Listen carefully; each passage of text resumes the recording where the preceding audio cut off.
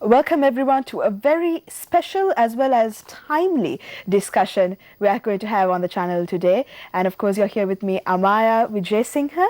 And what is the context of our discussion today?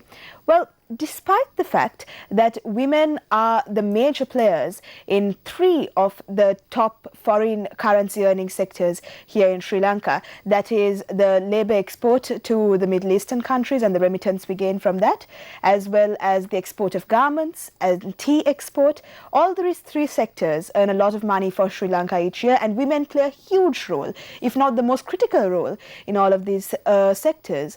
But when you look at the labor force participation of women here in Sri Lanka, it's very surprising to find that we have one of the lowest rates among the South Asian countries. And this, of course, is especially seen in the northern province as well as the eastern province. The eastern province having the lowest labor force participation rate by women in Sri Lanka, and the second lowest coming from the northern province. And when it comes to the unemployment rates as well, we see that in districts such as Kilinochchi, you get the highest unemployment rates at 30%.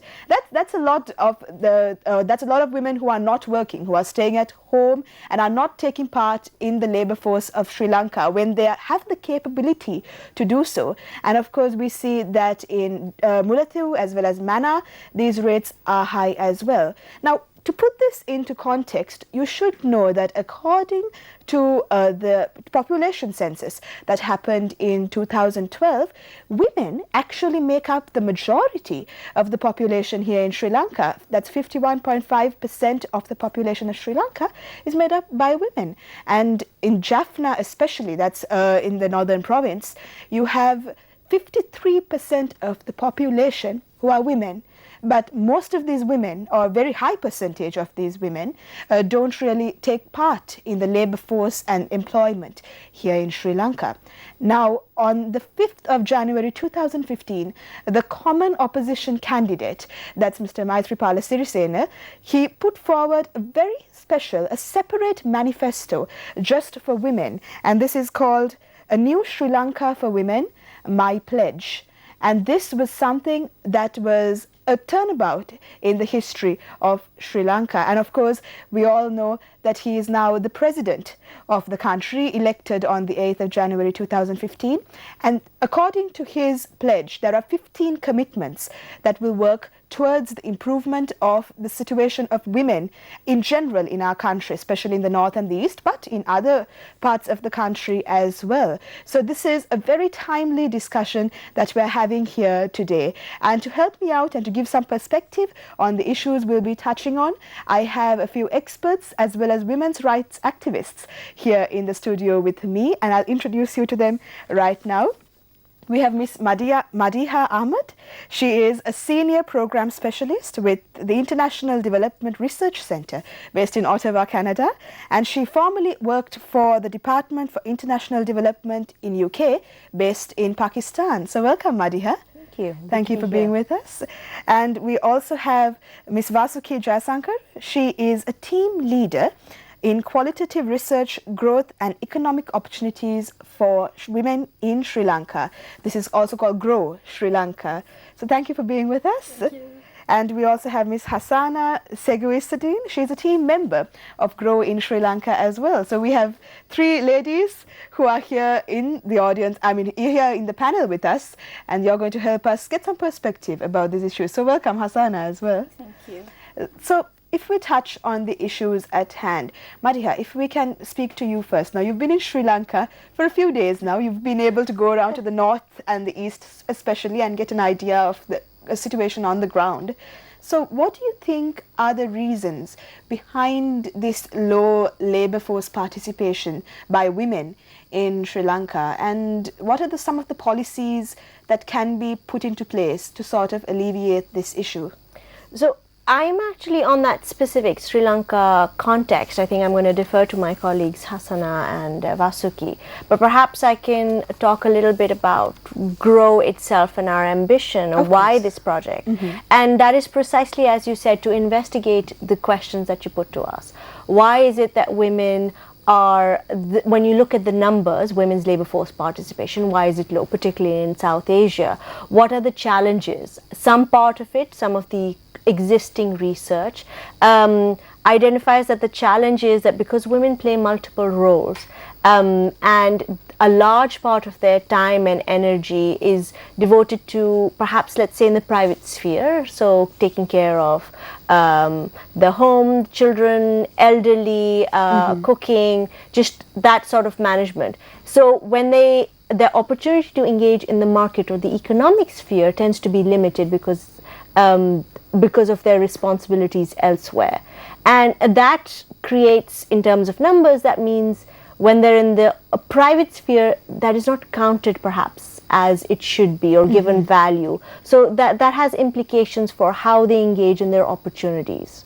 So what GrOW is looking at, we're looking at 15 countries through 11 projects specifically to answer these questions. What are the barriers that women face when they engage in the economic sphere, and how can we make improvements at a very practical level and generate the evidence to have policymakers change their lives? I see. Okay, and I would also touch on the fact that the International Center for Ethnic Studies, which is in Colombo, as well as the Point Pedro Institute of Development in Point Pedro, they've undertaken a research that is funded internationally to see what can be done and what are the causes behind this low labor force participation by women.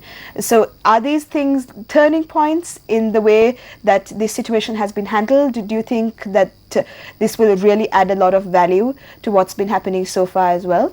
So part of our approach, so ICES and PPID are partners in this global work that we're doing. And as you say, in terms of turning points, the whole our purpose and our ambition is to generate credible evidence. We have had research before, but we want to make sure that at this point the research gaps that we have that perhaps inhibit our understanding of what is practical in a particular context. We generate research that is usable and allows policymakers who have this willingness. For instance, Sri Lanka, the atmosphere currently, there is a lot of space for this conversation. So we want to make sure that through our research team, and they will talk more about their specific work, we get women's voices and their experiences, and that feeds into, in a practical way, into the change that can be implemented. Of course. And when we speak about the North and the East, now Vasco, you and Hassana have been working for many years in these spheres, and you know the situation on the ground as well. So when you take it as a community, you see the majority of it is either Tamil or Muslim community, and I'm sure you've worked with both all three communities in the North and the East. But when we speak about the challenges that we'll say the women of the Tamil community face, Vasuki, maybe you can give us a few issues that they in particular face when it comes as barriers to participating in the labor force in those areas. So primarily, I have my reservations about this definition of unemployment.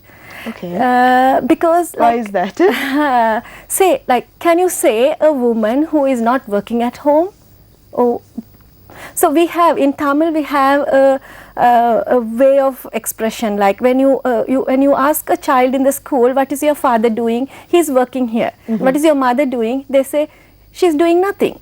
In Tamil it's Chumairkra. Okay. So that means like she is doing nothing. Is that true? Is she just staying back at home?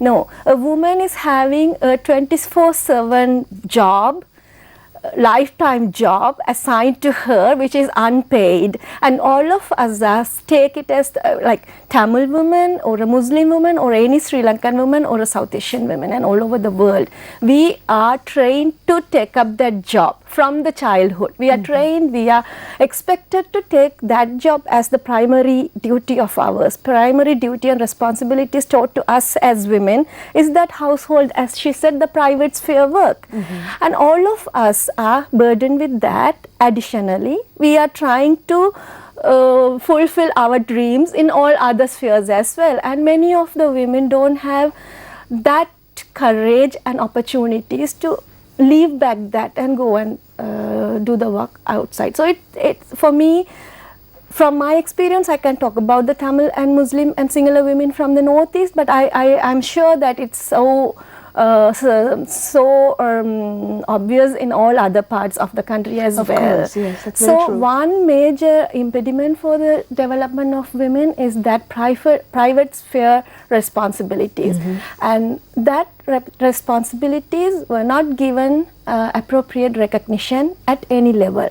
So policy level, or in the social sphere, or in the economic sphere.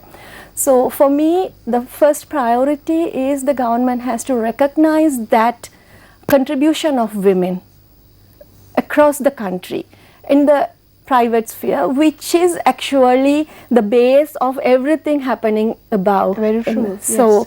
that recognition itself can bring a lot of opportunities to the women. So if there are mechanisms or structures established to support or share that responsibilities of women in the social sphere, definitely the man encouraged to take up that share that responsibilities, and in public sphere, in all these other industries, there should be structures and mechanisms employed to share that responsibility of the woman, so that she can have the freedom of using her brain, the energy, the physical energy in all other aspects where she can be more active and engaged. So for me, the first impediment for women, I'm not very sure about the similar structures and mechanisms existing in other countries, but I am definite. I have seen some examples where you have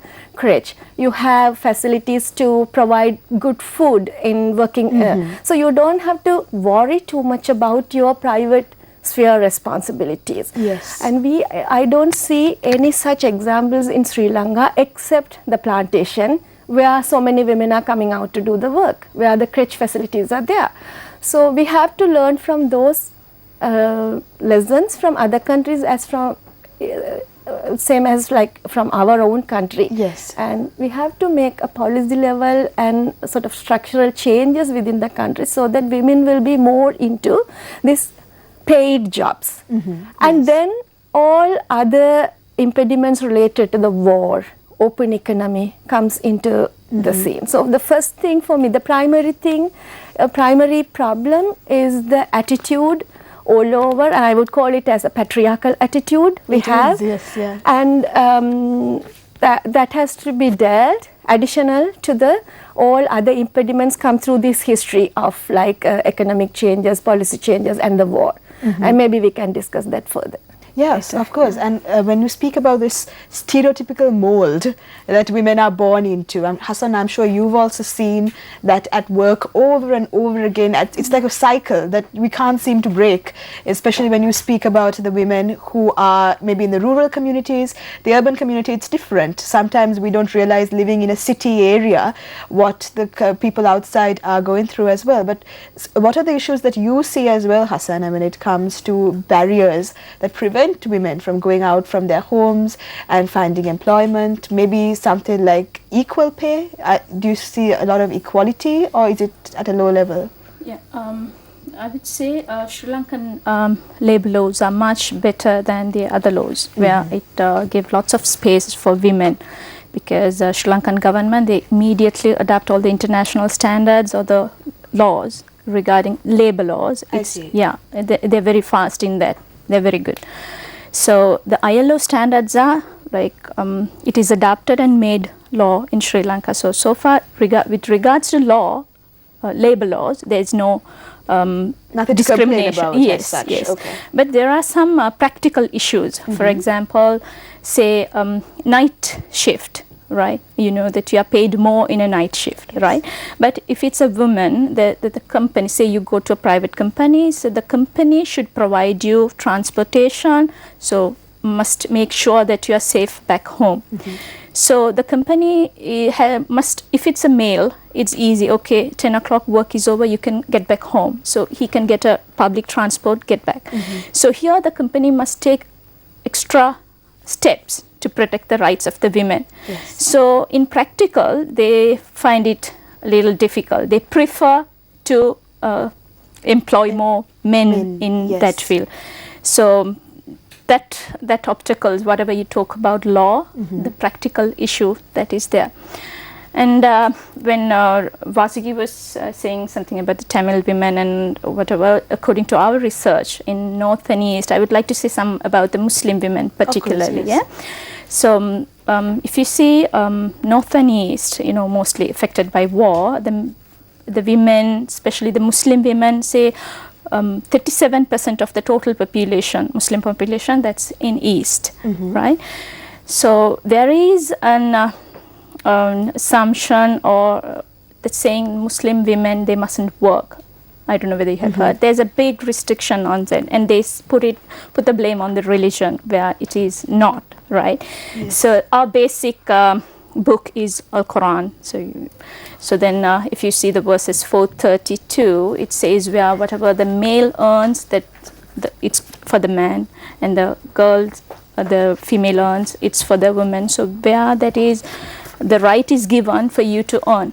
However, in 436 it says that it's the duty of the man to provide for the family, maintain. Yes. Yeah? So it is the duty of the man and it is the right of the woman. Whereas it doesn't mean that the girl should be at home where the husband comes bring, right? Because Islam is given the property rights for women, where you can hold whatever you want, it's for you, you can keep it, or you can do contracts, that right is there. But in practice, most of our Muslim women are kept inside home, saying that you don't have a right to work.